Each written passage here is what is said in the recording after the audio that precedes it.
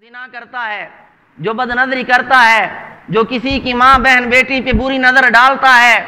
اگر وہ یہ سمجھتا ہے کہ اس کی ماں بہن بیٹی بیوی محفوظ رہے گی تو این خیال است و محال است و جنو،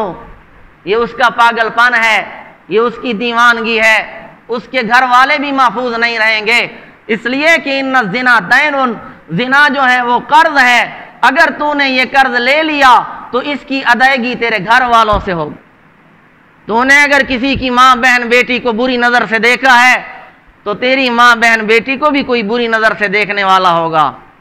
اور اس کا بارہا تجربہ کیا جا چکا ہے، اس طرح ہوتا ہے۔ بعض مفسرین نے ایک سنار کا واقعہ بیان کیا۔ اس سنار کے گھر میں ایک پانی بھرنے والا آتا تھا، 30 سال سے وہ پانی بھر کے لاتا رہا، اس نے کبھی کوئی غلط حرکت نہیں کی۔ تو ایک مرتبہ جب وہ آیا تو اس نے سنار کی بیوی کا ہاتھ پکڑا، شہوت سے اس کو دبایا، اس کی بیوی کی آنکھوں میں آنسو آ گئے۔ جب وہ سنار گھر آیا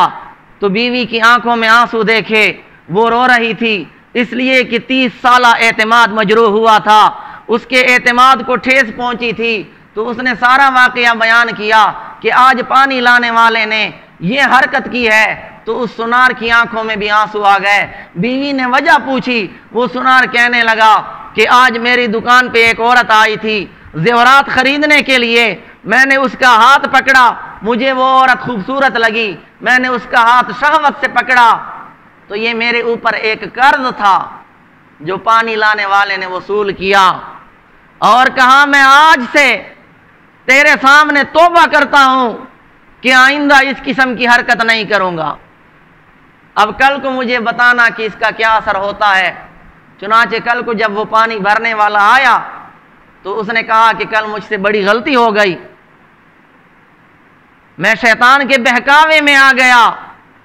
اور میں یہ کام کر بیٹھا، آئندہ کے لیے میں توبہ کرتا ہوں کہ کبھی بھی ایسی غلطی نہیں کروں۔ ایک آدمی نے عرض کیا، یا رسول اللہ،